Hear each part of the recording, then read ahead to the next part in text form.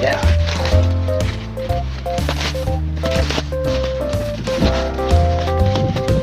This is so big.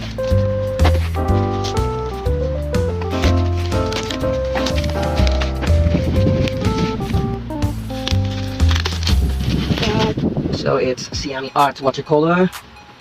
And yeah, this. You know how to use this. It's Brutfuner 160 colors, colored pencils. Well, let's try to make a portrait out of this. So this is the Seami Art Watercolor set. Let's open it. Whoa, that's a lot of detailed brushes. So the main part is a watercolor set. What's this? It's classy. Whoa, it looks good. It looks really good. There's a color card, a brush, a sponge, another water brush, another watercolor set. Looks good. Now the colored pencils.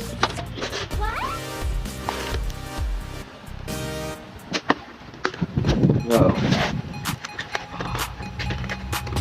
There are too many. Whoa!